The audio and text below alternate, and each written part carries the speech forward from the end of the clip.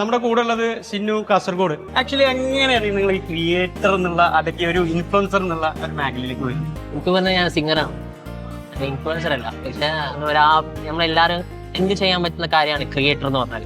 നമ്മൾ മെയിനിൽ എന്തെങ്കിലും കയറിയാൽ ക്രിയേറ്റ് ചെയ്യുന്ന സംഭവം ഈസിയാണ്. അവിടെ ഈസി പ്ലാറ്റ്ഫോം നോക്കിയാണ് നമുക്ക് കണ്ടന്റ് ക്രിയേറ്റ് അതായത് നമുക്ക് എന്തെങ്കിലും ഒരു സ്കിൽ ഉണ്ടെങ്കിൽ അതല്ലെങ്കിൽ നമുക്കൊരു ടാലന്റ് പുറത്തുകൊണ്ടുവരണം. അതിനെ അകത്ത് കയറ്റിയാൽ പാടില്ല. റൂമിന്റെ ഉള്ളിൽ കുത്തിരുന്നാലും ഒന്നും നടക്കും. പുറത്തുകൊണ്ടുവരും. ഇതിന്റെ ഒരു സാധ്യതയെ കുറിച്ച് എന്താ തോന്നുന്നത്? അതായത് ഇന്ന് ഈ ഡിജിറ്റൽ മീഡിയ അത്രത്തോളം ഗ്രോ ചെയ്തുകൊണ്ടിരിക്കുകയാണ്. അപ്പൊ നമുക്ക് നമ്മുടെ കഴിവുകളെ എക്സ്പ്രസ് ചെയ്യാൻ പറ്റുന്നതിന്റെ വലിയൊരു സാധ്യതയാണ്. പണ്ടത്തെ പോലെ പലർക്കും കഴിവുണ്ടായിട്ടും ഓപ്പർച്യൂണിറ്റി കിട്ടാതെ പോകുന്ന ഒരുപാട് വ്യക്തികളുണ്ട്. ഇന്ന് കുറച്ചും കൂടെ സാധ്യതകൾ കൂടുതലാണ്. എന്താണ് ഇതിനെ കുറിച്ച് പറയാം? തെറ്റു പറഞ്ഞാല് നമ്മള് സപ്പോർട്ട് എന്തായാലും എല്ലാത്തിലും വേണം. പക്ഷെ അത് പറഞ്ഞാൽ നമുക്ക് ആത്മാർത്ഥത വേണം. നമുക്ക് എന്ത് ചെയ്യാൻ പറ്റുന്ന സംഭവം നമുക്കിത് വേണം.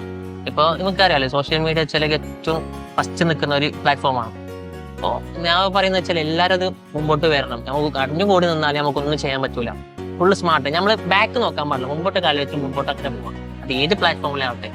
അതുപോലെ നിങ്ങൾ ഡിജിറ്റൽ പ്ലാറ്റ്ഫോം പറഞ്ഞാൽ അത്